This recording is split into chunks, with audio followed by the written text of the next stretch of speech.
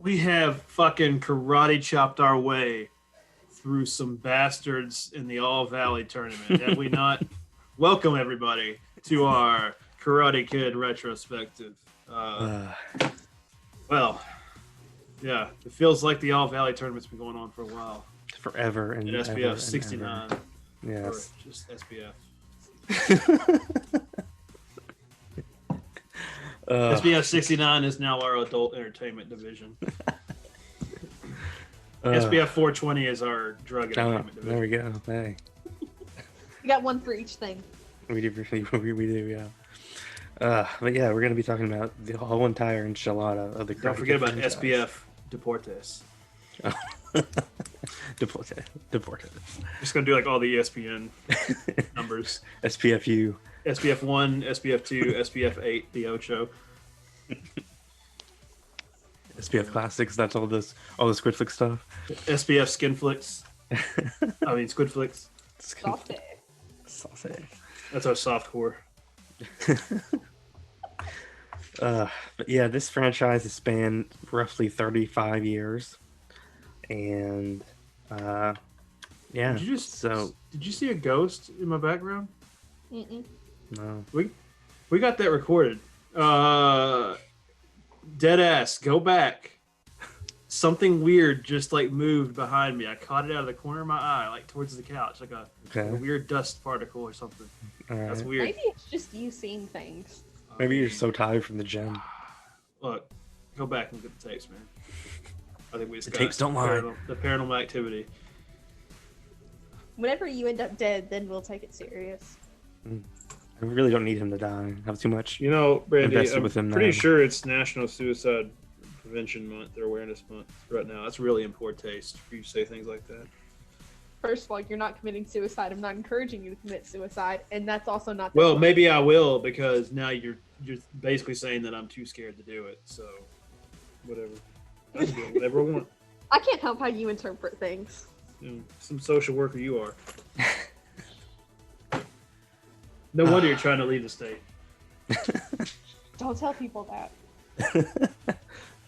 So, what is your overarching takeaway from the entire series, Patrick? You're by far the most well-versed Karate Kid fan. Why does this franchise speak to you?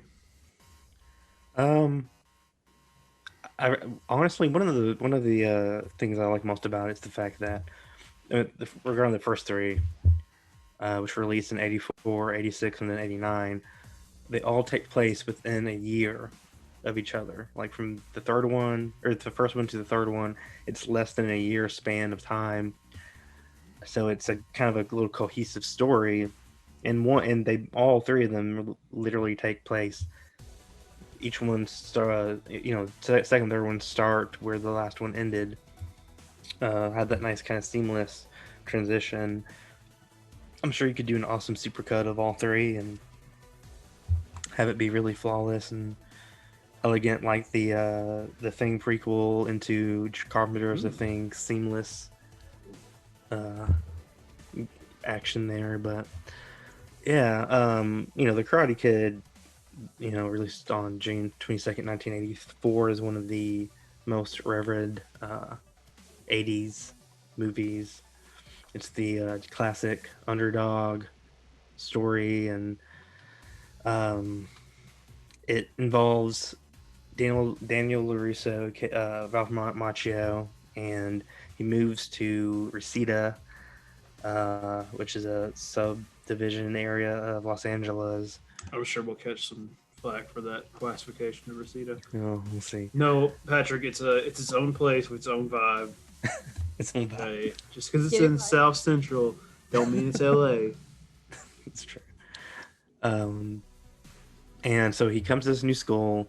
He gets the hots for Allie, aka Elizabeth Shue, and her and her ex-boyfriend just recently broke up. Like, I think it was 2 weeks, 2 months or 2 weeks. I want to say it's 2 weeks. And so, yeah, and they dated for like 2 years, I think.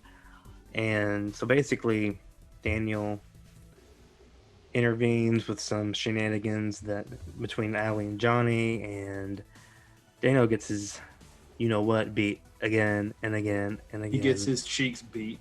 Clapped in a different way. Yikes. Yeah, and so the apartment complex that he lives in, the maintenance guy, Mr. Miyagi, eventually teaches him karate. He takes him in. He sees he's getting bullied and beat up on, and he teaches him karate for defense. The attacks keep on happening to Daniel via Johnny and his fellow karate people from the Cobra Kai dojo. Hello, fellow karate people. We're going to go clap some cheeks. And we should have had Sean read that out loud. That would have been right. Hello, fellow karate people. Karate people. And then, so basically, Miyagi takes Daniel to the dojo to confront their sensei, John Kreese, who's a ex-military Vietnam veteran, really intense, hardcore dude, and basically they agreed to settle the whole shenanigans at the All Valley under 18 teen tournament, and basically tells Cobra Kai, his students, to not interfere, don't touch him, whatever, until the tournament. So Daniel kind of takes this to heart, he kind of eggs it on, knowing that they can't touch him. He kind of does various things and all that. He really is a little turd, honestly. Man, the more I have some strong you opinions watch on it, Daniel LaRusso. like really, honestly, his full character arc, he's kind of a little shithead. I'm kind of glad the TV show has given Cobra Kai a good name because you move to a new town and you have to struggle to be the new kid, and then all of a sudden there's this pretty girl and some guy. We're gonna get into all that when we talk about Cobra Kai. That doesn't justify his behavior.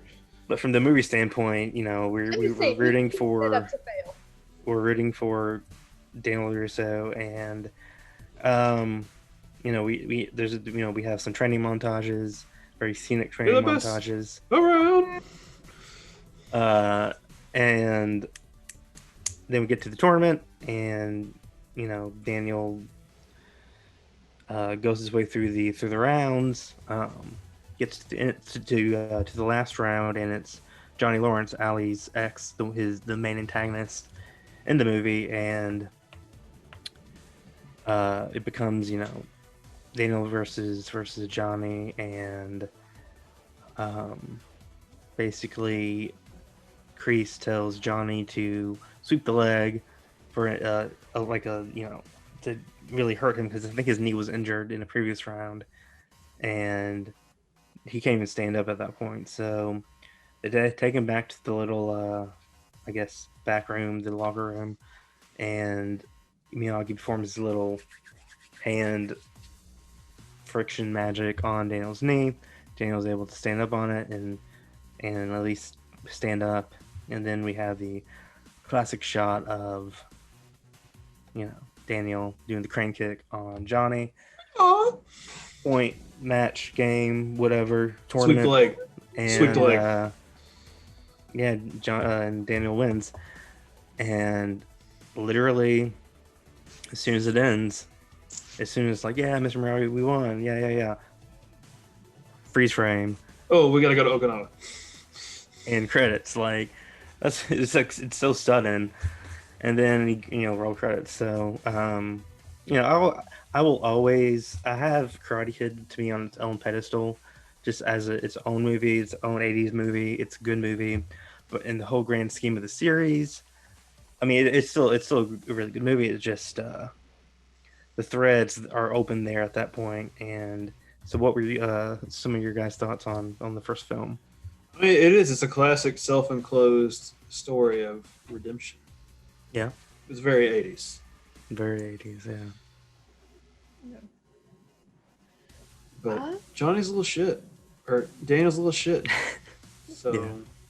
A little bit, but I mean, at the same time, you're a kid in the 80s, you're moving to a new town, you hit on a girl, and... Great tell, Brandy, what were the 80s like? Let us know. That's what it was. But then you move to a new town and some guy gets mad because you hit on his ex-girlfriend. And then all this ensues, and of course he's like, how do I defend myself? And you learn some karate. And I mean, obviously, what happened. What happened. That's right. Yeah. As Spike Spiegel says, whatever happens, happens. It don't matter. He needed Does to. matter. They're Does still matter. working on, and even in like the Cobra Kai show, the fact Soundboard. that karate's supposed to be for defense. It's not perfect. Well, so then 2 years later, almost actually less than 2 years later, we get the release of Karate Kid Part 2. This one picks up immediately after Karate Kid in the parking lot of the All Valley tournament. Kreese has Johnny in a chokehold, breaks his second place trophy. Miyagi comes and saves the day. You ain't first, you're last. Makes him bloody his knuckles. With some very, very just kind of just, I don't know, very just methodic punches from Kreese into two different car windows, and Miyagi has this nice little spiel about mercies for the weak. We don't show mercy here, echoing what Kreese was saying about within the Cobra Kai dojo, and basically saying we're not merciful is here, and acts like he's gonna like deliver a final blow, and ends up honking his nose, and then we jump forward 6 months from that point, and Daniel comes with the yellow truck, Chevy truck thing that gave him the first film. It's all busted up and messed up, and he blames Allie, and It's probably her fault. Find out they broke up because she was seeing someone from the college she's into now. Miyagi gets a letter from his home village of Okinawa, Japan, where his dad is dying. So him and Daniel hop a airplane to Okinawa, and We're on a big fat plane to Okinawa. there we meet Miyagi's best friend, or was his best friend, Sato, and his nephew, I think it's his nephew, Chosen. And basically there's this whole backstory with Miyagi and this chick there. It goes off the rails.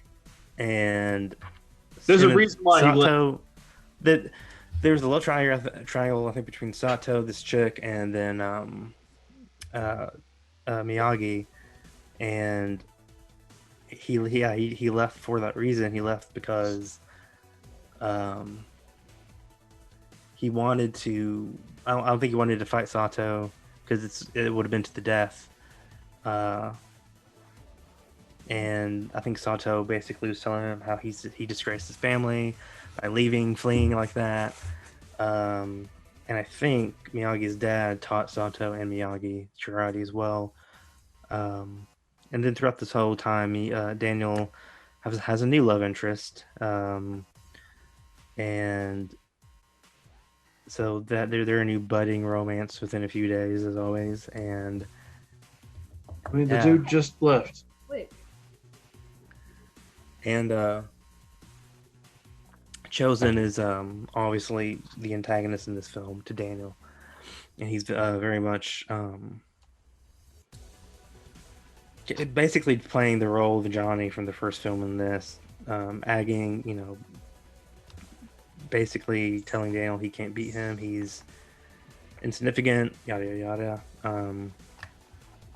Then there's this tsunami that comes, and God, yep. there's this tsunami that comes, and there's this little girl that's stuck on a pole or a tree or something, and Daniel goes and saves her. Using a strip club with a natural disaster. Well, I've seen a lot of girls stranded on poles down at the Melon Shakers, the Gentleman's Club. The Gentleman's Club. And basically Sato, at this point, Sato and Miyagi are civil, and Sato basically tells Chosen to save the girl. Chosen kind of is scared because it's a horrible tsunami outside, and so Daniel goes and gets her, saves the day. And Sato basically just owns Chosen, tells him he's a disgrace to the family, yada yada yada. Then we get to this ceremony for some reason, I can't remember why, at the end of the second film, and it's interrupted by Chosen, who is there to kill Daniel because he made him disgrace his family's name, basically. So they fight to the death. Same, honestly.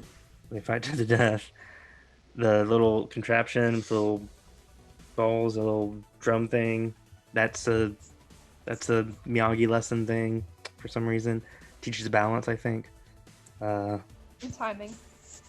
Yeah, timing. Yeah. And so Daniel gets the upper hand once everyone starts doing the little thing with their little drums, and finds the strength to slug Chosen a few times, and basically tells Chosen, live or die, it's up to you, and he says he'll die, and then Daniel proceeds to do the Miyagi honk that he did to Kreese from the first one, Chosen on this one, and yay, they were victorious, and then we quickly fade to the credits. And I think this just goes to show that Daniel is a hero because he is also merciful. He also. I'm not saying Daniel. I'm not saying Daniel is not a good guy. I'm saying he's hot-headed. He has a short temper. He acts on his emotions way too quickly. Oh my and god! That like every guy. What? And that. Wow! Somebody's projecting. And that leads us to the ultimate reveal, I feel, of Daniel's character in the Karate Kid 3. Which probably should have been a sequel. It should have probably been part 2. Yeah, me and Shelby, was. when we talked to Sean, on Tuesday, we talked to Sean, and we realized that this part 2 should have been part 3, because the story of 3 makes more sense to branch off from the first one. So much dealing with the Cobra Kai dojo and the people there in Reseda in the valley. And this one, like we just mentioned, it's very much a life or death situation for Daniel versus Randy, you want to control your mongrel?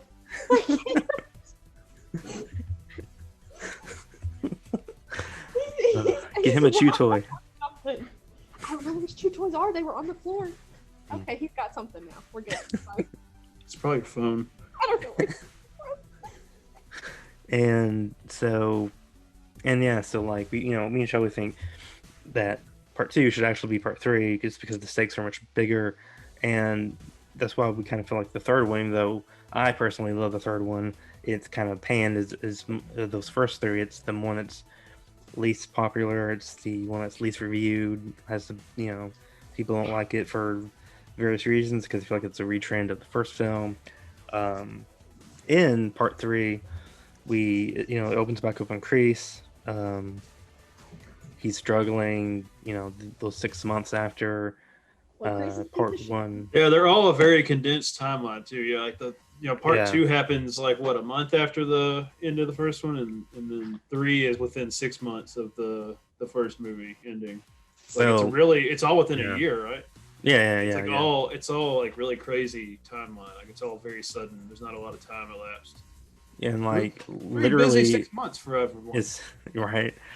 As soon as Miyagi and Daniel get off the plane. Okay, so basically, I'm getting ahead of myself here. Basically, Kreese, the dojos, no students are at Cobra Kai anymore.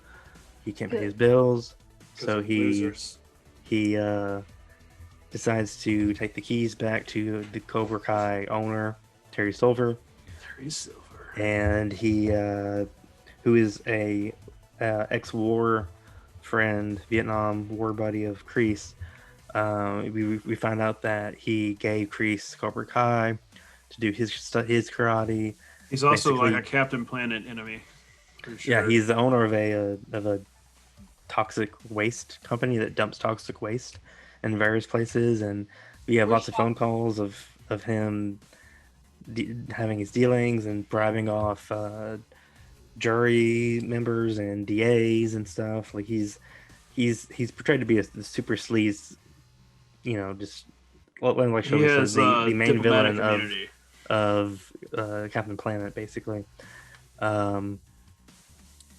So, and then basically Terry Silver says, "No, we're not doing that. I'm sending you on vacation, and once you get back, we're gonna get after to cast some revenge on Miyagi and Daniel."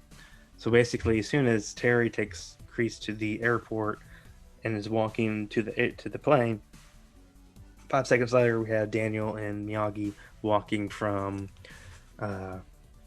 their flight back from Okinawa, and we find out that his love interest in the second film, which I can't think of her name currently, starts with an M, but we find out that she's not in it anymore because because she went off to a dance studio doing dance and what have you. Her passion. So no love interest from carrying over again from part 2 to 3.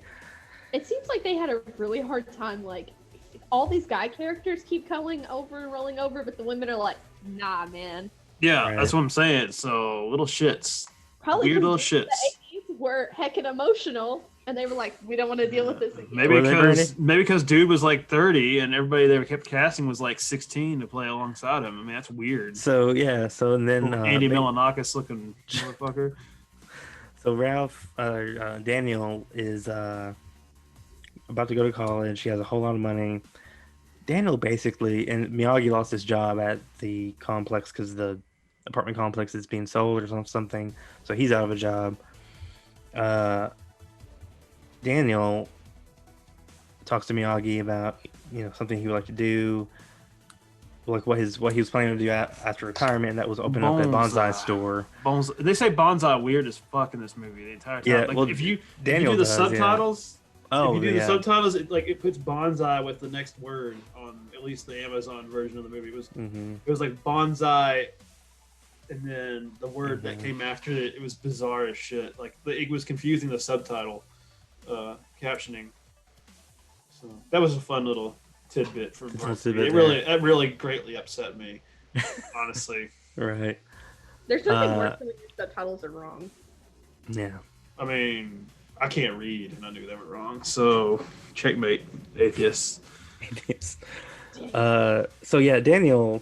This one moment right here is the start of his many awesome actions. This film. He basically says, "Here's my money for college.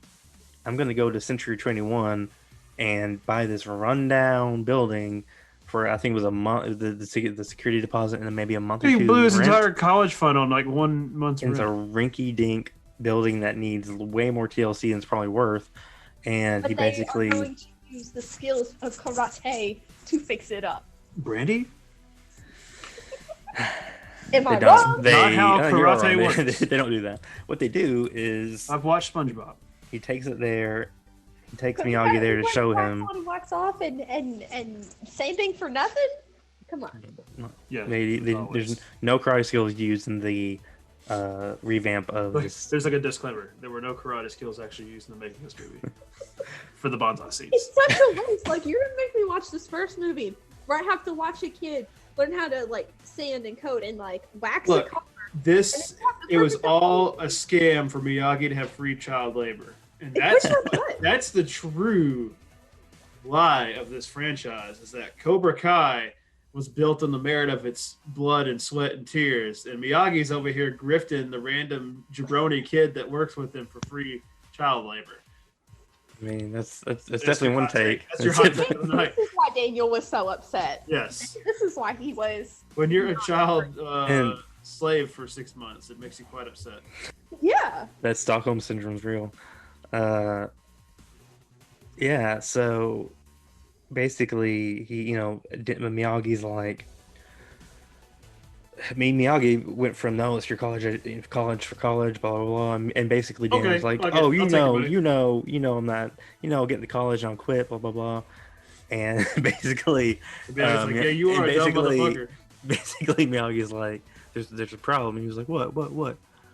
And he's like, your name's not on the lease. Basically, partner, and so he brings him on as a partner of Miyagi's little trees or whatever they call it. Pick Vinegar and Hugh Honey. Partners in real estate and they're partners in life. And yeah, so basically Terry Silver is full on ready to just have revenge on all of his power them. is stored in the ponytail. It's very important to realize. Very important. This. He's in his limousine. All his episodes are about revenge. Oh. Well, maybe he shouldn't be a little shit making so many enemies all around the world. True. So he sees this ad for this fighter hero. Hero. Karate's bad boy, Mike Barnes. Mike Barnes. So he basically brings in Mike Barnes, hires him. They negotiate a thing to where if Mike beats Daniel in the tournament, he gets 50% of the new karate or the new Cobra Kai dojos that he's about to open up in the valley. Then basically Terry Silver does this undercover. Man, he does the long con. I mean, this is a textbook long con. It really is. He did the long con. He goes there, which he wasn't being wrong. He said he was a friend of John Kreese. That's about the truth of it. He basically says that John Kreese died and how much John Kreese he died of a broken heart because he lost Cobra Kai. Right.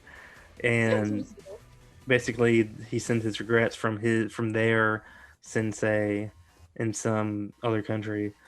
And so he plants the seed there, and Miyagi or Daniel hears news about the All Valley, the next tournament the next year from the first one, and this lovely nugget of plot device was added to where the champion from last year is automatically in the championship round of the tournament this year.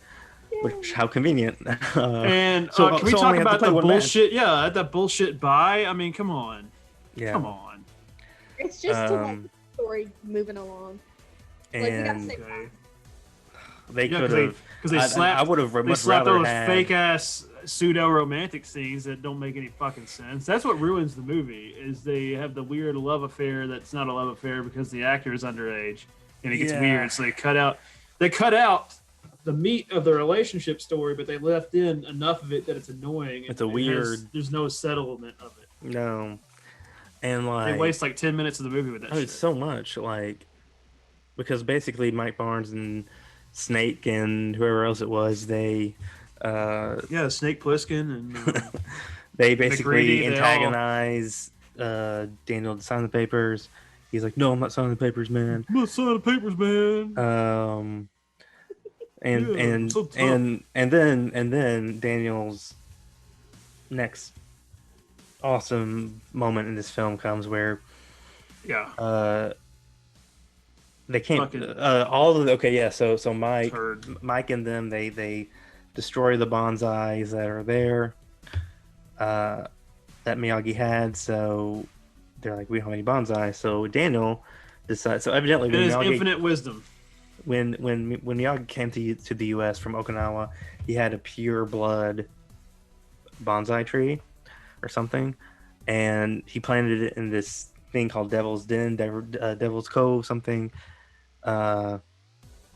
It's supposedly worth a ton of money. So Daniel gets the bright idea to go to the Devil's Cove or Den, whatever, to get it, to sell it, to save their business, which is not having any business. Yeah. To pump more money into it, and Mike and his little cronies come there, and basically they rappel down to get the bonsai and bonsai, and they're there, and basically pull the ropes up to where basically say if you don't sign, you're gonna drown.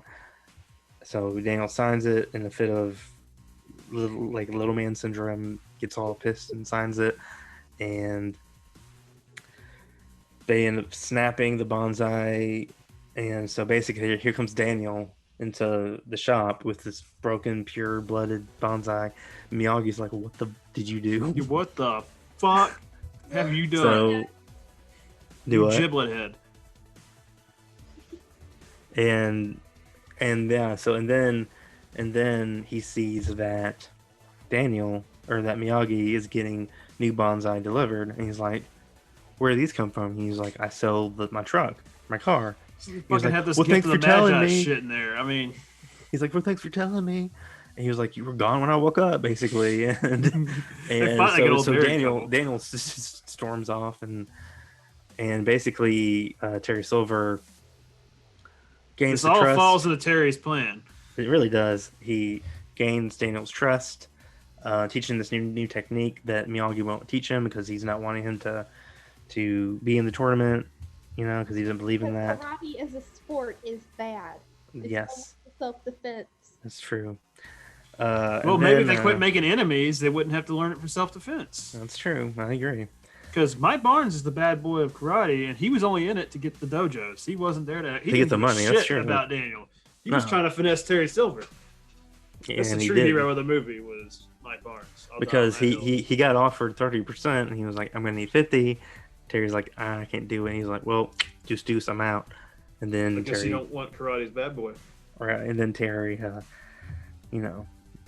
lets him have it. But yeah, so basically, Miyagi won't teach Daniel these. I can't remember what it was, what move or whatever. But It was like punching in the face, and it was like the cheap moves. It was the ones that are not technically legal, but you can get away with. yeah, Like hitting somebody in the head when they're. It was like it was a legally gray area for points, but you wouldn't get disqualified.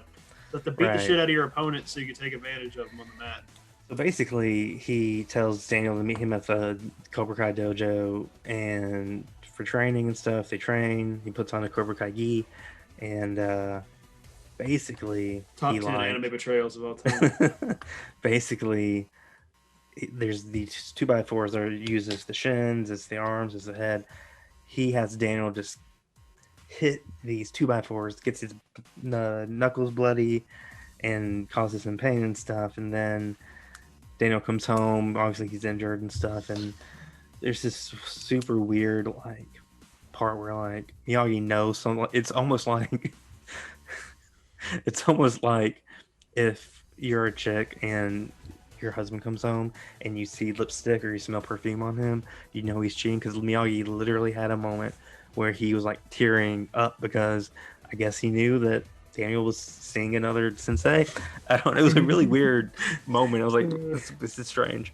And He's like, you don't trust me to know what's in your best interest. Well, you know what? Also, maybe that was the true love interest in part 3 was Miyagi. And I tell you what, but yeah, like you said, Shelby, that the whole love interest with what's her face, I can't think of her name now.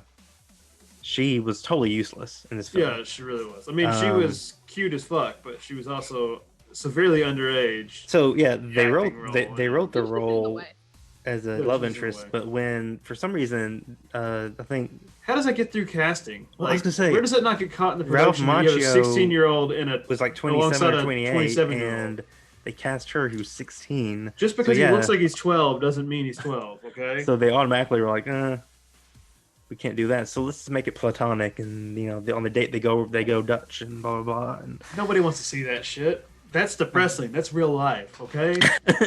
Okay. I didn't. I go to the play that movies shit. to get away from that. Yeah, I don't want to be fucking reminded that I'm an incel. Just fucking let him get the girl. Let him be happy. Let him bang. Right.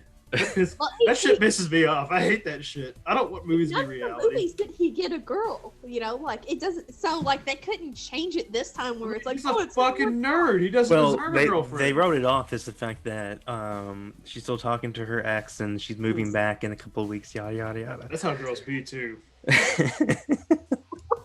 Y'all some trifling ass motherfuckers sometimes. Brandy. You're one to talk, Shelby. Mhm. Brandy. Shelby.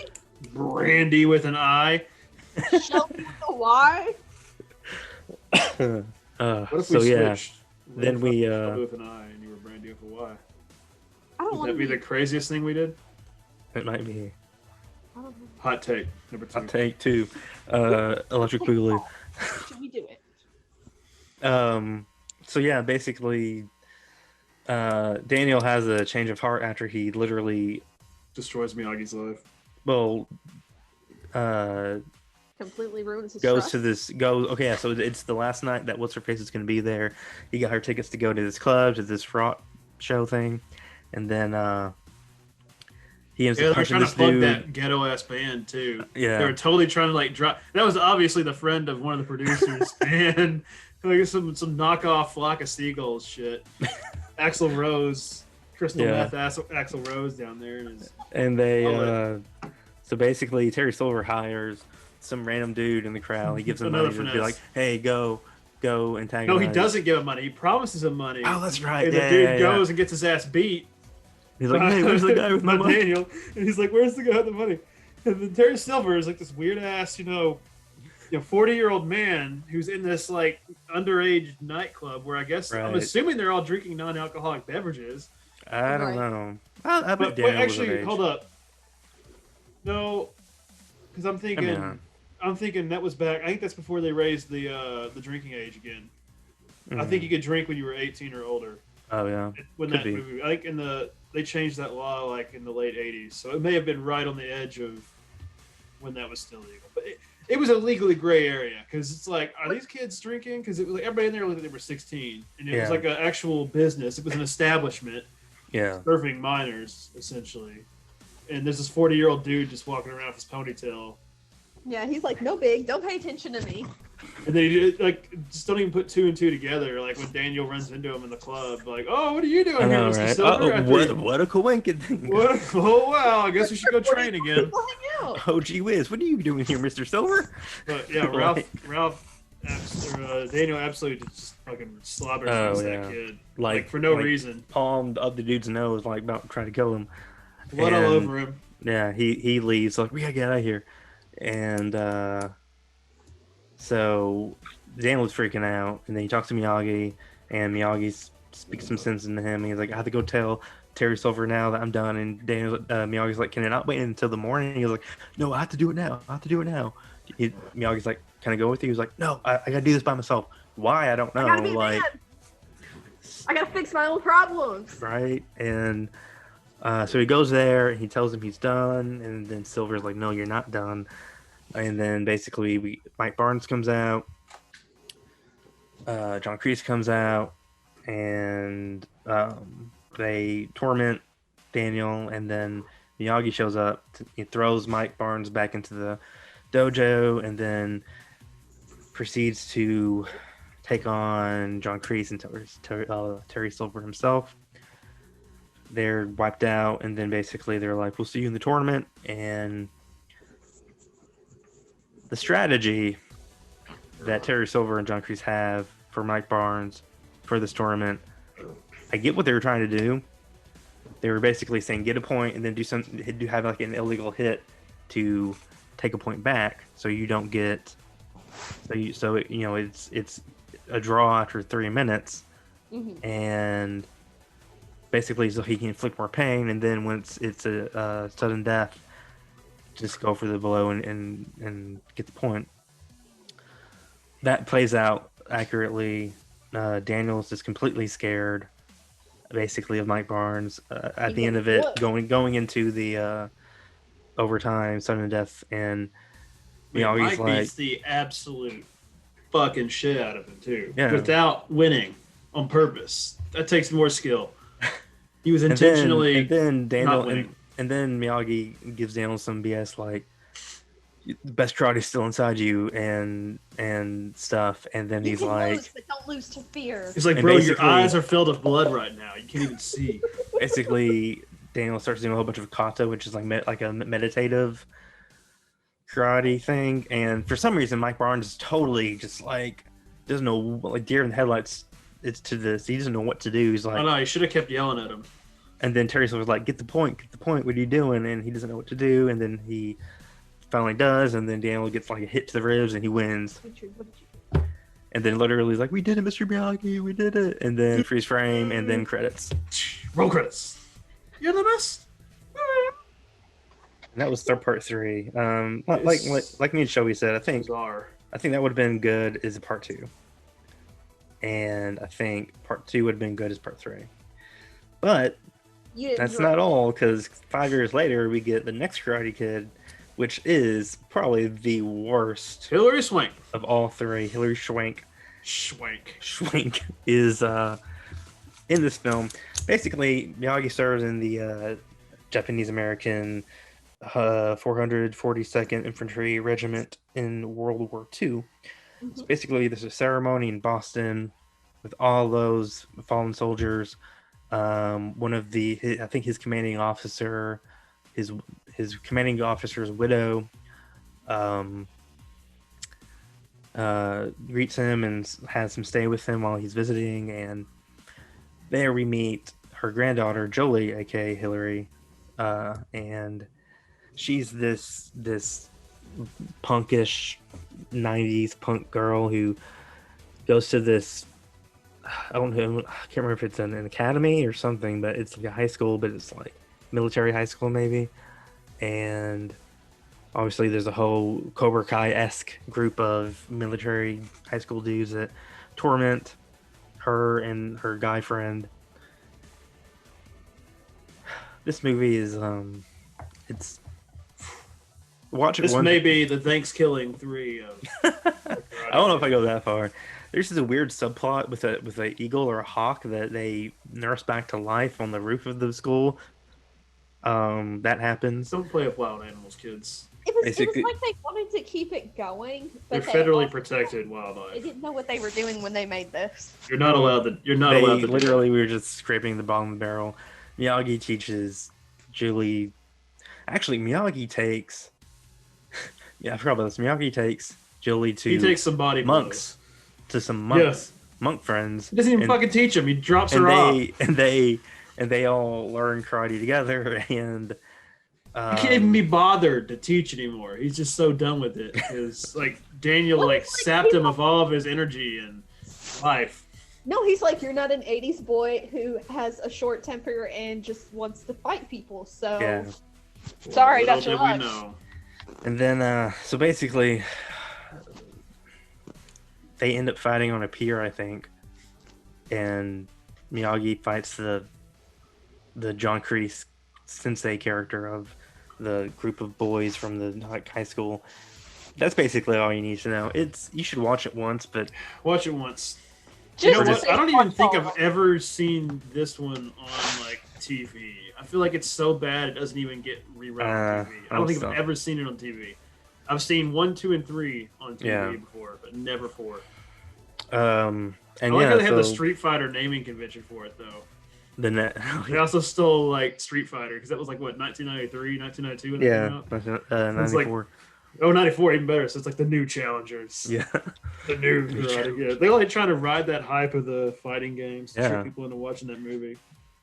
And then that's when it worked the first time. 2010 happens, and we have the remake, which we're not talking about that because it's not canon. I don't know why anybody would be interested in a large piece of artillery weaponry, but we can talk about cannons like when we do a Civil War show or something, Patrick. Stick with stuff that's actually agreed on by the Karate Kid community as being part of the actual story.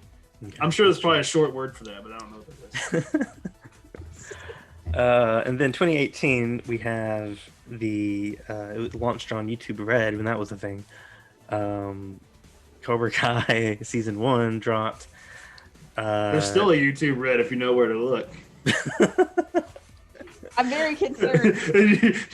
you put it on the redtube.com. It has all the Karate Kid movies for free. Oh god. And yeah. Tell them Shelby sent you.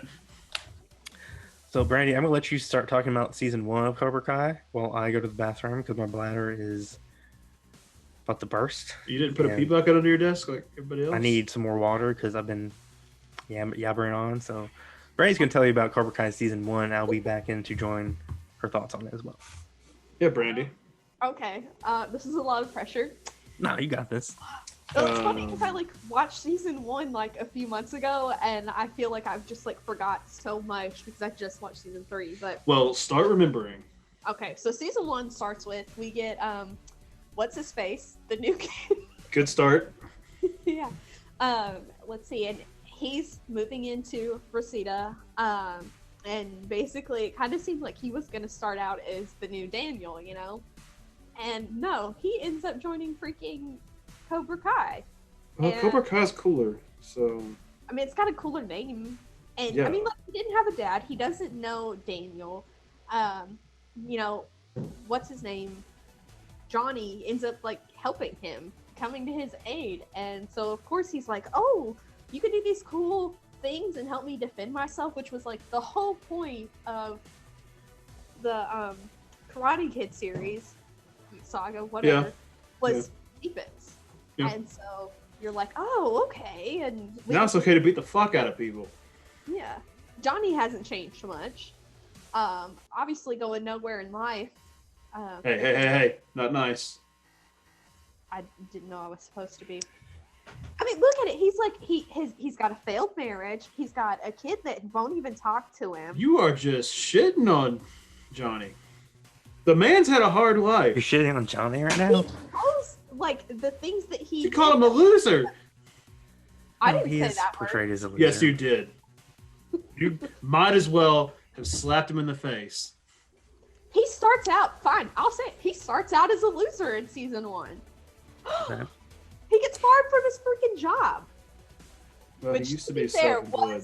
was BS because he did say that lady was, what was it, acting like a bitch. He didn't actually call her a bitch. They call you bitches. You're acting like a bitch. He fucking put the TV It's- on like this It's wall. like in The Incredibles. It's the insurance. Okay, so Johnny comes in and he's like, dude, I'm gonna be your sensei. And it's like, oh, okay, maybe this will go well. And I like that he ends up with like a bunch of nerdy kids as Yeah, his like yeah. As the students. there you go, students. Yes. Because he the whole first movie he's like, nah, I'm cool. And throughout this show, he still has that mentality of like being a high school bully, like cool kid kind of thing. Well, he's definitely stuck in the era of the 90s as far as his Okay. interests. Yeah. Or yeah, 80s, right? Yeah, because he doesn't know how to use a freaking computer. Right, like, and he's He does really well, like kind of helping these kids get some confidence and sort of fight back. Like he doesn't sit there like I would expect him to be like, no, this is just the hierarchy of things. Like you are where you are, just deal with it. But no, he's like, no, I'm going to teach you. But also, you know, he needed a job. So I'm gonna teach you how to beat the piss out of people. yeah, like you know- I think that Johnny's in season 1 just getting more into this character specifically because up until this point we just assumed that Johnny's just the bad guy from Karate Kid.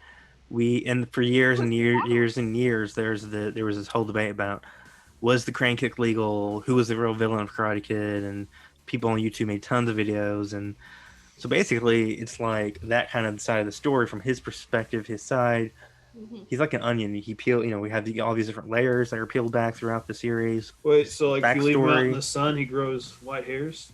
Yes. I mean, yeah, he does have blonde hair, so Yeah. Well, and as you see, like in the movie, they don't give a whole lot of information about like his background, but like through the series, we get a whole lot of information about how he was raised as a kid, what his high school experience was like, his mom, all that kind of stuff, how that made him the person he was, why he was so like dedicated to crease, and, like, Right. karate. And then it's so sad that like basically him losing the tournament ended up putting him where he's at in season 1, where he's like just sleeps with a bunch of people. He's got a kid who doesn't like him. He doesn't Yeah. have a good relationship with the mom. Can't hold a stable job. He has a shitty apartment. He just drinks beer all the time. Okay, I Yeah. got it. We're talking about my life. But he like kept his car, and I thought that was pretty cool. Yeah. you know? Well, sometimes you gotta live in your car. until he wrecked it. Yeah. But I will finish talking. sorry, go ahead. Oh my goodness! Wow, somebody's So, been going to Cobra Kai. Introduction to Daniel's kid, this new kid, and Johnny's kid. And so instead of us having just like two main characters, you know, with just like a love interest who just starts some BS. Like they're all main characters and very prominent in their own stories going on, along with what's happening with Johnny and Daniel. I thought was really good the way that they like combined it all. Yeah. And it didn't feel like they were like, oh, here's some kids that are like doing things behind these people's back. Like the way that some shows do. It was all very intertwined. And that's like, to me, this show alone, just because there's been so much past few years of properties from the 80s and 90s being revamped and given new life, like Girl Meets World and Fuller House and just that kind of stuff. And they're good, but this is like the perfect example of it being the perfect balance between nostalgia and not even like fan service. I mean, there are some moments that are kind of fan servicey, but it's not like ugh, that was kind of forced. Like it's all natural, very organic, very much a good balance between what's, you know, the new cast and the old cast. How these characters are written, it's really, really good. They play off each other really well. Yeah, I liked it, because it's not putting too much focus on one group of people, and it's not like they're forcing. And it fills out the backstory that you don't get. Like the Karate Kid movies, like drop you in the middle of a story that you don't really get. It's like Romero style. It's like, well, this is happening. Like it's always been this way. Don't worry about it. Don't ask a lot of questions. This is just you can only tell so much in a movie. Well, no, but you know, it's like there's not really any exposition as to why is Cobra Kai just inherently the bad guy. Like other than they're brash and they have a different style than like why is somebody being different automatically make them the enemy? That was always my problem with the Karate Kid. Was like, you know, they teach like martial arts teaches you like inner peace and like self discipline, and then at the same time they were kind of quick to dismiss Cobra Kai's teachings. Like, I mean, Miyagi's beef with Cobra Kai is never really expounded on, other than he doesn't like the way they act. Well, and I hope that they do expand on it, because so far what we've got from season 3 was pretty much how, Kreese, you know, is in the army, and what he went through in that experience before coming back and starting this. So I feel like that's going to be a big influence. Hopefully they do tell us more in season 4. If not, we get a season 5 and they're going to tell us. Like, I don't know. Mike Barnes' ass better show up. I think they, you know, and Terry Silver. You know, there's, you know, going over the all 3 seasons, we have. It's really like we had these glimpses, especially in the first 2 seasons, where Johnny and Daniel are. They had these moments, it's only like in 2 episodes here and there, or like even certain scenes, but they realize they're more alike. They like the same stuff. They like, you know, they go to the bar and drink together in season 1, it's I like think. They could be friends. They just had this one instant that happened. Yeah. And then it's gonna be something really stupid, like he took the last package of Dunkaroos at Kmart or something, and he's had beef for 30 years over it. And then we have Robbie. That, like Allison, Allie, whatever. Yeah. Like in season 3, she's just like, "Hey, everything's fine," and it's like, I feel like it was not fine. What happened in season 1? Like, go do the narrator. It was not fine. Yeah. She's just like, "Oh, bygones are bygones," and it's like, well, I guess you weren't the one getting your face punched in and losing a karate tournament. Okay. Yeah. Well, it's like real easy for you to talk. She was basically like, you two are a lot more alike than you realize. And for some reason, that was like their magical moment. We're like, oh, I guess we are. Even though that was alluded to, and they noticed that themselves, because they went on that double date, what turned out to be a double date in season 2 with him, Carmen, and Amanda, and Daniel. Marsha. But you know, Daniel, in a lot of this show, he has his moments where he's the antagonist, when he's the bad guy, and that I love that, because that stems from, I think, Karate Kid 3, when he's this hot-headed, irrational. Throughout all 3 of those main core movies, he is that way. Miyagi's just there to hone him back in, calm him down, like, to guide him. And now that he's not, you know, he goes off the hinges a little bit. He's, especially with Johnny, he's so quick to take low blows and shots at Johnny, talking about oh, well, you would do that, or talking about how he's been struggling as an adult and all that, and it's being an ass. Johnny has nothing. Daniel's like, look what I did. I have the fancy suits. I have 2 car dealerships. Like, I have 2 great kids, which, do you really? Because we have no idea what's going on with the son throughout this whole thing. The son's, the son is basically the character, the chick character from part 3. Useless, just there to be there. Yeah, was he even in season 3? For like 1 episode. Really? I don't remember seeing him. Yeah, mom came out and to the Miyagi-Do area, and he was with her, and she's like, "Go back to the car" or whatever. This is him. And I like talking about some of the kid characters. Obviously, we get a nice arc in season 3 where Johnny's training Miguel, and that lasts an episode or 2 when he's training him to get his strength back, and his methods of training are very much the opposite of what would be normally, but it works. And it works in the movie. Please don't do these things in real life. Oh yeah? I'm gonna do it. But one of my favorite characters is Tori. Is that her name? Tori? Yeah. Yeah. She's a spitball.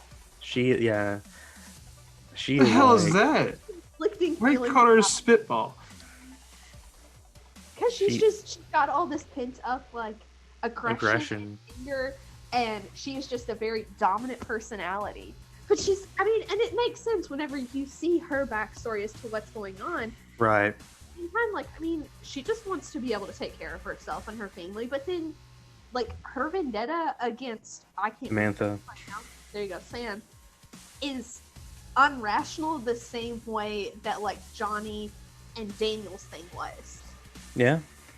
I mean, if they just banged, they probably could have sorted it all out. There was a lot of sexual tension, I feel like. It's who's Samantha and Tori? Oh. Okay. Well, they're supposed to be high schoolers, so I'm very glad they're not going to show us that. Well, I didn't say show us that. You can do that off screen tastefully. I mean, if we had to deal with part 3 just having a weird platonic relationship, we can definitely have enemies banging the hate out of each other. So, are you team Miguel and Sam or team Miguel and Tori? You talking to me? Talking to both of you. Okay, first of all, I don't like either one of those pairings. I don't want Miguel with Tori. What I'm conflicted about is if Tori, like, who actually belongs with Robbie, because I feel like Tori's gonna make him worse, where Sam might actually make him better. But like, he's a very interesting character with both of them. The way that they push him. I will say, if I had to pick one thing I didn't love about season 3, it was Robbie's whole storyline. I wasn't in love with the fact how he so easily just latched on to Kreese. Like, I understand the fact that he was against LaRusso and against his dad, obviously, because he had valid reasons. I could see that. But, like, he didn't want to go to Kreese at first, remember? But yeah, well, I know that, but then he did. Like, yeah, I mean, it didn't stop him. He didn't just choose to do it on his own. I mean, like, he was pushed to feel like that was his only option. Yeah. By, like, that's true, because, like, he literally needed a place to stay, and that's true. Yeah. I will say, like as far as Kreese's backstory, honestly, I think we were told all we needed to be told there, because, like, we get his mentality, how that was drilled into him. The very last scene, those last few scenes when it was showing them fighting on that plank thing, like, snake pit. Yeah, right. I thought that was kind of like, really, but well, okay. But I thought it was cool though, because, like, the dude who you think is Terry Silver because he has a ponytail is not him, because he's the one that ends up getting killed. The other dude, the one that's scared, basically, you find out is Silver from the captain, because he says something Silver. Mm-hmm. But the most obvious you know, people are like, oh, who did Kreese call at the end? Like, literally, the scene before that was dude coming out of the cage or the cell thing, saying, I owe you my life. I have you. Whatever you need, let me know. Blah blah blah. Yep. Cut to telephone call. We know that Terry's over. He's calling. Some people are like, it might be Mike Barnes. No, it's Terry, because literally the scene before was the same speech that Silver gave Kreese in part 3. Yeah. I like the callbacks they're having. I like that they're able to bring back the characters and they're not sitting there like, oh, we're going to bring someone back, but we can't get the actual actor or actress who's in the way. So we're going to bring in someone else to replace them. They're like actually able to bring people back. Right. It makes it so much more authentic. Oh, yeah. I mean, you can bring back everybody but, you know, Pat, since he's unfortunately deceased. But they've done good, though, with how they've kept Miyagi's spirit alive through the show, you know, like, because like in season 1, the flashback, there's the scene in the graveyard is really good, effective. I thought in season 3, you know, Jan and Daniel takes a trip to Okinawa. We get those two characters back from part 2. Chosen teaches, you know, we find out that there was a more offensive aspect to the Miyagi karate. Miyagi-Do, and it's basically like a paralyzing technique. It's not really an offensive one. It's more of a paralyzing, so you can save your life. It's basically a kill or be killed situation, and it basically paralyzes, like you're hitting like pressure points, and it basically paralyzes the person. And they do such a good job, because like you knew as soon as that happened to Daniel, you knew that was going to come back around at some other point in the season. Yeah. But you didn't know when and not bring it back later. Right. But like once you see it happening, like you don't think, like during that whole fight at the end with Kreese, I was like, that didn't even come to mind until he did. I was like, oh crap, he's going to do it. And that whole last scene though with Johnny finding Kreese and then Daniel finding Kreese was awesome. Kudos to the stunt double for Martin Cove who plays Kreese, because I think he's in his 70s at least, I think, Martin Cove. So, but I mean, it looked good. It looked solid, and I just think it's funny the fact that you know, I've heard lots of people say that like, why did like Kreese was basically ready to kill Johnny? Why was he like all of a sudden like, let's just settle this at the tournament? Well, probably because he was probably a little bit scared, because Daniel basically did that technique that Chosen taught him, basically stunned him, paralyzed him, whatever. Shook. And he was stunned multiple times. Through this whole time that he's been in the series, that he's really, somebody else has had the upper hand on him. Because the landlord comes back whenever they're trying to boot him out. Yeah. Those big two tough guys, and he takes them down. Yeah. Like nobody has the upper hand on him. Yeah. Ever. So that he was probably, oh crap, I probably need to save my own skin. Yeah. Let me put somebody else's life on the line. Right. Yeah. I mean, it's not my life, bro. I'm curious to see. I'm curious to see what happens, because I really feel like Terry Silver is going to come in season 3, bring other students, because Hawk left Cobra Kai, and I thought his whole arc this season was really good. What was your thought when Dimitri's arm got broken, Brandy?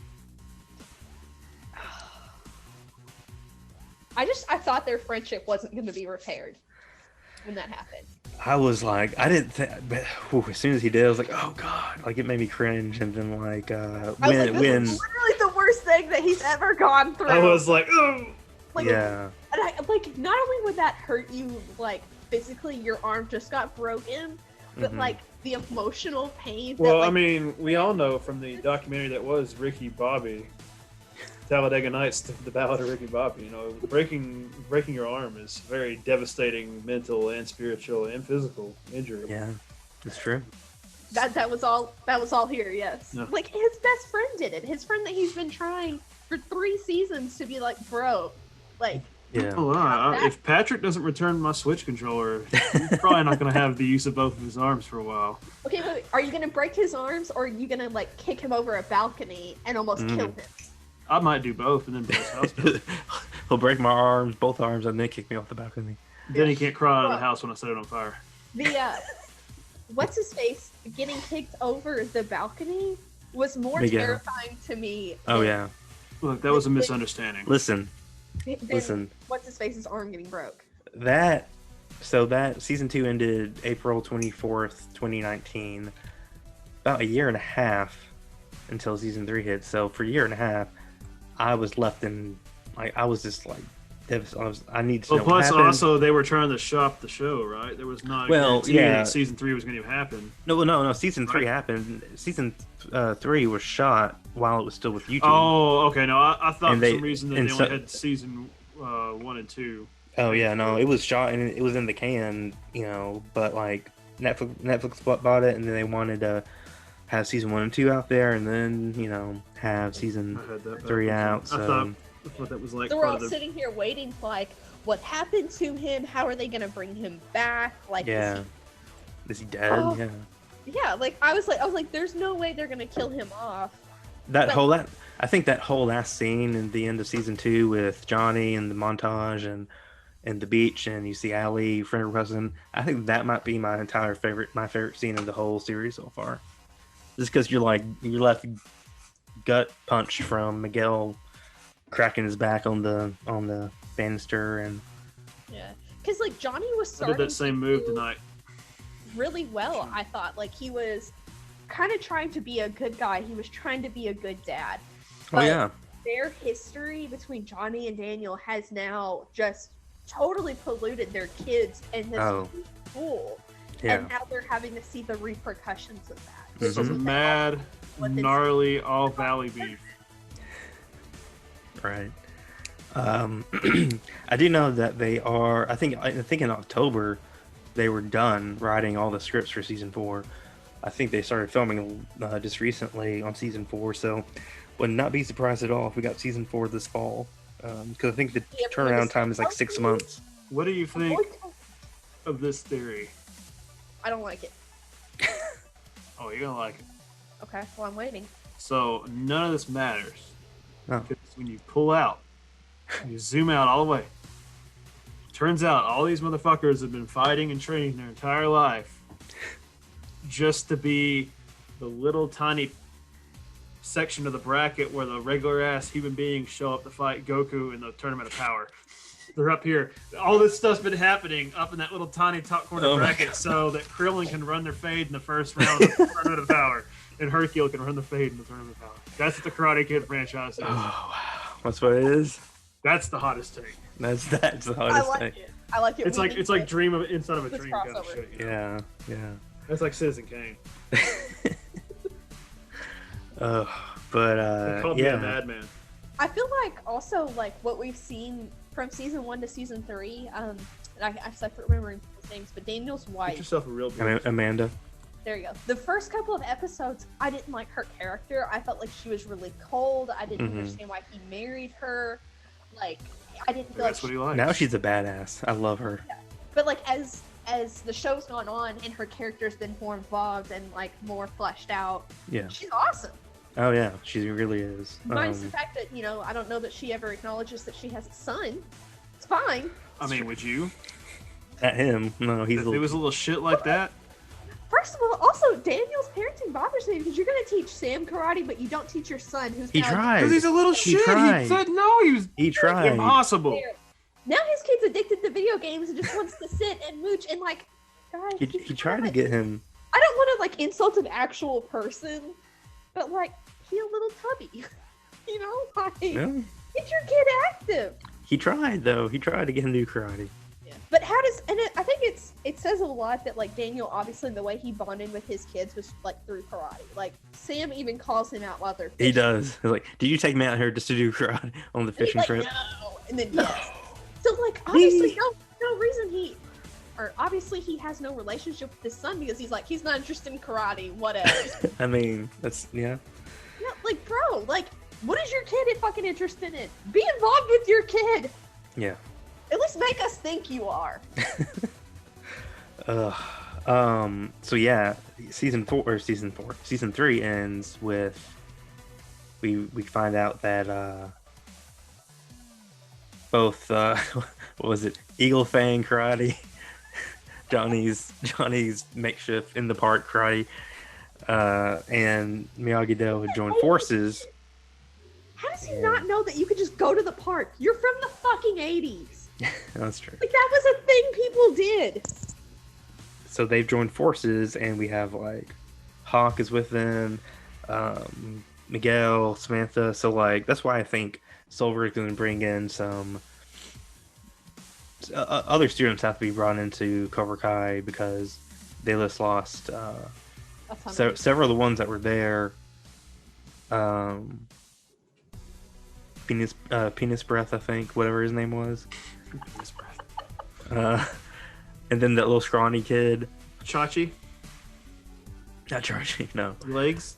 And then Hawk came back and stuff. By the way, I loved when Dimitri was about to get his arm broken again, and Hawk is like, he has a revelation. Yeah, which I thought was kind of like really in the midst of all this, in the battle of the LaRusso home, that he has this flip of a switch. But You got me fucked up if you think I'm not about to sue these kids and their parents for breaking into my home, destroying my house. Yeah. Fuck no, teach your kids some manners. Oh, yeah. They ran a train. You know, Daniel has some security cameras. He knows who. He has evidence. Yeah, he knows what's up. Like, I'd be livid. Like, my kids got hurt. Oh, he straight up. He tore into Chris. Came there and immediately was like, came to my house and whooped some ass. And then my other thing is, like, his concerns that he has with Cobra Kai, he only addresses it with Kreese, Johnny, and the tournament people. Like, he doesn't actually go talk to any parents to try and get them to pull their kid out of this. The parents know, which you think that would be a thing he would do. They do go to the police, but the police just see the fact that Kreese is a Vietnam vet, which, okay, and cool. He filed the EPO report. Yes, on Amanda because she slapped him. and then she's like, I love when she's trying to defend herself in that scene and the next scene when they're at the school, and she makes it worse. She's like, ah, fuck. Right. But yeah, I'm definitely, I think, I think, like we talked about earlier, I think one of the best things about the series is the fact that they have Daniel and Johnny both have peaks and valleys, where they're really good and they have lows. So just because that's most human beings, we all have our highs and lows, and it definitely, I will say, I think of all media, I think Johnny Lawrence's character development through these 3 seasons is probably one of my favorite on-screen developments of any character ever. Yeah, because they're not rushing it. No. They're going, like, he's working on himself as an individual, he's working on himself as a dad, and, like, he's trying to sort of mend his relationship with Daniel, but that's not an easy thing. No. And so I like that they don't just, like, put a band-aid over it and call it done. Like, we've gone through 2-3 times where they kind of tried to mend it. That totally fixes everything, always. You should always just slap a band-aid on it. Well, I thought it was super interesting the fact that when they're making the terms of the tournament, if Cobra Kai loses, Kreese is out, he leaves. Mm-hmm. And then he says, what if you lose? And then Johnny says, we won't. So at that point, you know that Johnny is willing, they're both willing to team up to take down Kreese, since he's the most obvious, The enemy of my enemy. Right, yeah. The enemy of my enemy isn't an enemy. No. I think it will be interesting because, the first few episodes of season 4, it's going to be really like they're going to bicker back and forth about their teaching styles and what they're teaching and instilling in them. And we'll probably end up being the students are like, y'all need to get over your shit, because y'all need to knock that off. Because Johnny's still going to try and do Cobra Kai stuff, and Daniel's obviously going to be like, that's why we're in this situation in the first place. Yeah, right. And throw a little hissy fit. What the new kids are going to be learning. So, like, we need to teach our kids something better and like something they're not going to be expecting when they get to this tournament. Right.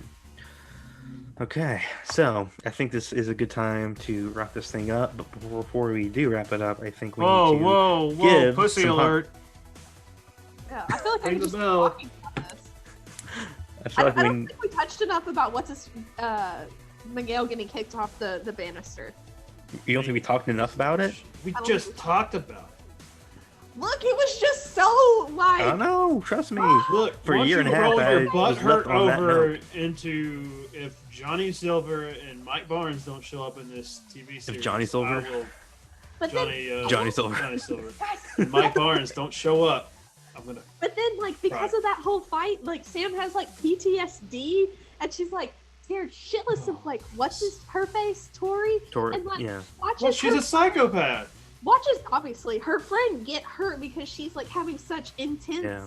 like, panic attack that she can't even That go was help good. her friend. She's Yeah. gotta, like, they're sitting there looking at you, like, come help me, and you're like, I literally can't. Yeah. That's to be you. Sorry, you gotta What are some predictions you both of you want to make for season 4? Roddy's bad boy Tori and comes Sam back. are not going to be friends. What now, Brandy? Tori and Sam are still not going to be friends What now? because they're not going to be past this whole like enemy of my enemy is my friend kind of thing. Like they're still going to be like, no, we're on the same team, but we hate each other because, you know, of what's his face. They're not on the same team. Yeah, but they're still not ever going to see eye to eye. Oh no. And it's So it's you think whole Shelby? You think Mike Barnes is going to make an appearance? Yeah. Sean was very cagey. Sean was very cagey. I will That's your say. 7th hot take of the night. I will say the that bad boy of karate comes back. the 3 producers, showrunners, are their favorite film, or at least one of the 3 showrunners' favorite film is Karate Kid 3. So that's a high possibility. I'd be interested to see how they would bring him into the fold. I Maybe- personally think. Well, he maybe he still cut out a deal with Johnny to own some dojos or something. He could be with brought back Terry in. Silver, yeah, maybe. Terry, sorry. And we're still going to have this season 4. I keep thinking Johnny because it's cyberpunk. It's Johnny Silver. Yeah. It's Keanu Reeves. It's like stuck in my brain. It's like too weird. The names of that. They did say that everyone from all the movies is. We thought DCF. of ways for them to come back. So they've been asked over. I think it was during season 2. They were Shit. asked about Jolie Did they bring from Pat the Next back Karate on? Kid, and they're like, never say never. We thought about her coming into the fold, and they're like, her and Daniel had probably met at Miyagi's funeral, probably. So, and she's not doing anything now anyway, so they Yeah, probably she could sure get her. should not do anything. Her story wasn't really fleshed out, so I feel like No. really good to have her come in and they have this history that we're really like we Yeah, don't understand it all, and they can't do much like she was a flashbacks. generic troubled youth. There was I think they It's they not gonna can't feel natural like what they've done so far with everyone. they can't do with her what they did with Allie. It'd be like a one-off episode or 2 episodes, and that'd be it. She would have to be in for like half the season, not the full season, to give that character some layers and make it Feel natural. worthwhile for her to be there. Otherwise, it's going to be a look who we brought back type of thing and stuff. Yeah. So That's what they're Oh no! all these remakes and reboots have done where Yeah. it's like, oh, it's just the name that you know and no good story here. Mm-hmm. So okay, so you said that Tori and Smith are not going to be friends in season 4, and Shelby thinks that Mike Barnes is coming back. Anything else, Brandy? You think's going to happen? Give me your hottest take on season 4. What's going to be the This will be big good. moment? To be like that's She's not known for her hot take ability. I not. want to see what's his face, Silver, end up talking to Daniel, and I would like to see them come to some kind of like understanding. And Kreese ends up being the guy on the outside. that would be interesting. Actually, I don't. think that's out of the realm of possibility. That's a pretty good hot take. Because I think that's the only way you're going to get rid of Kreese. There's no way you're going to get rid of him unless the guy that he looks up to sits there and tells him, dude, like, I got to open the file. This ain't okay. Like, that would have to be a huge turn for Terry Silver because he's so high energy, such a villain's villain in part 3. But they could do that though. I mean, he's all about long cons and finesse. At the end of the day, he only cares about having influence and money. So he doesn't always have to be evil to do that. Maybe he finds another way to be powerful. Or evil thing maybe he pulls another long con like he did on 3 with Daniel. Maybe he does him again.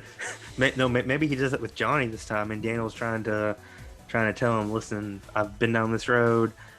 But maybe he speaks to Johnny in some way and ends up getting screwed again. But so that's gonna make sense because Kreese has Robbie. Yeah, true. Be interesting. Do we think that the mom's coming back, Robbie's mom, in this season? I mean, she's in the rehab center, so she'd probably still be there. Yeah. You said to bring that up. Lots of people in the Cobra Kai fandom feel, and like, if you go to the Cobra Kai fan page on Facebook, it's constantly like, so and so is Tori's dad, or so and so is Miguel's dad, because we don't know who Miguel's dad is, and we get glimpses or mentions of who he was. He was a very bad man. Carmen was in Guatemala, I believe, and so CIA. For that reason alone, and the fact that he's a very bad man, we had to get away from him. Lots of people and this was in season 1, wanted to say, oh, Miguel's dad is Terry Silver. No, I don't think that would happen. I don't want that to happen. No one wants that to happen. No. Well, then now I want it to happen out of spite.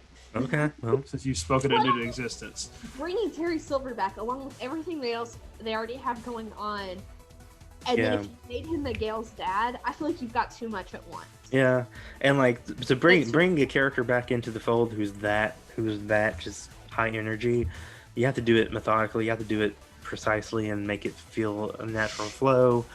And like, I don't know what a modern day Terry Silver would be like. Like, I feel like it'd be somewhat of the same character, but like how that would fit into the show, I don't know, because it would be so much of an outlier almost. Well, I think what we've seen a lot through the movies and through the series was all of these characters, they've changed. Like, they were one person and they did a complete 180.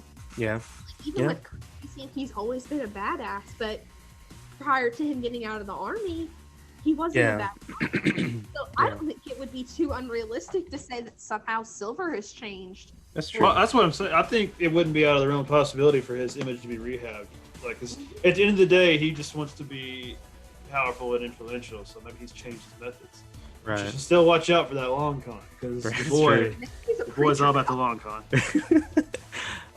And something else that's of importance, though, is because obviously Sean Kanan is still acting, been an accomplished actor on, decades on soap operas and other avenues of acting.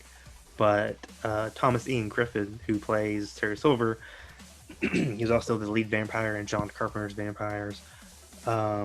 He's actually retired from acting.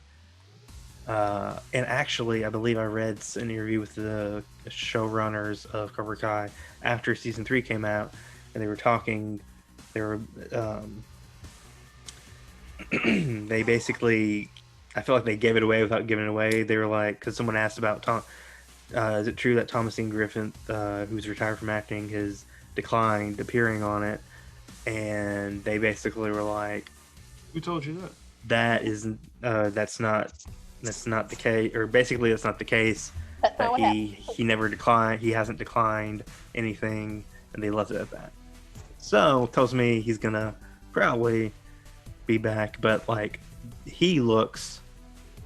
I think I showed Shelby what he looks like now. Totally.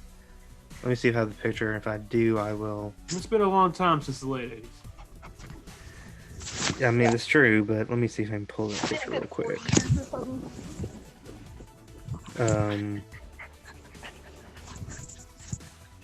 Let's see. Gonna throw this thing on screen so everyone can see what Thomas Ian Griffith looks like now. And I mean, he still looks the same. He's just like super Older? you know, super like. Well, I mean, like he looks basically looks the same in the face. It's just the fact in the third one he's super, black hair, ponytail, and now he's short hair, gray fox looking guy. Let's see if I can. There we go.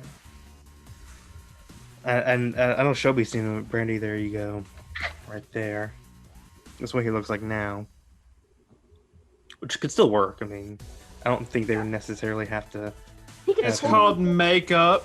He could totally pull off a preacher vibe. Yeah, he's just like a chill, a more chill evil villain now. He's got longer cons under his belt. He's more years worth of cons. He has decades of cons. He could totally start a religion. It's preschool. Done for. Finished. All right. Well, Brandy, is there anything else you want to talk about on the Karate Kid Cobra Kai universe before we wrap this thing up? No, I think I got out everything I had to say. Yeah? All your hot takes, all your strong-willed opinions on the franchise? Yes. Okay. Shelby? I mean, I dropped some blistering bombs. I'm telling you, this is all just a lead up for the Tournament of Power. And then Krillin and Hercule are going to run their fade. And how is Maximum Overdrive connected to this? Well, Maximum Overdrive gives Goku his dark magic to be. When are we getting this whole presentation? When are you going to get off my balls about it? We need like a whole trek back from the moment you said that, from all the films and shows we talked about since then.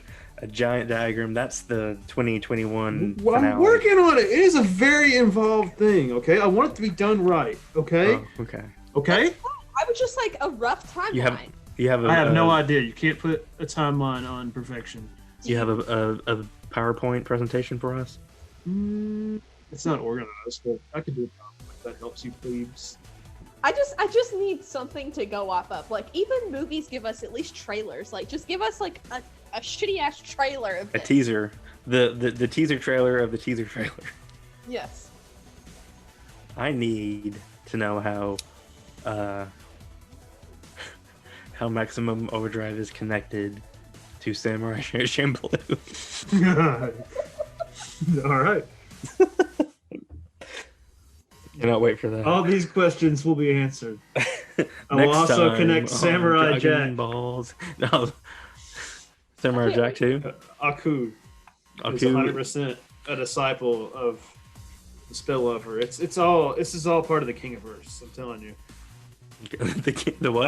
I've run this by the man himself. The Kingiverse. The Kingiverse. Oh. I've run this by the man himself. Okay, the big man upstairs. He's down. He's down. I sent him a fan letter of a bump. You need to send him a tweet that says, "I'm about to blow your mind, King." At Stephen King. yo, at King. Feast your ears on this Spin Doctors mix, Mr. Mayor. Maximum Overdrive is literally connected to all media ever.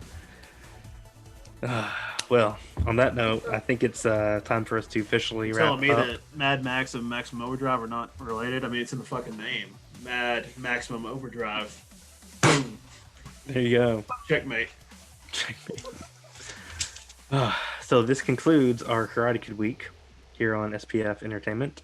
Thanks for tuning in all week long for our content. And next week we have our Full Moon Era 2 launching with interviews and watch parties and discussion on 94 or 5 to 2004, I believe, of the Full Moon Features era of films. So stay tuned for that. Week after that is our My Bloody Valentine week. We have a discussion on The aggressively Canadian franchise. We do a remake versus original comparison on the two films, the original and the remake. We do a watch party on the first film, and some other fun stuff planned as well. So until then, thanks guys for tuning in. I'm Patrick. That's Shelby. That's Brandy, and we'll catch you next I'm Tuesday Brandy. with a Y. That's Brandy with an I. That's Shelby with a Y. That's your mama. She's good.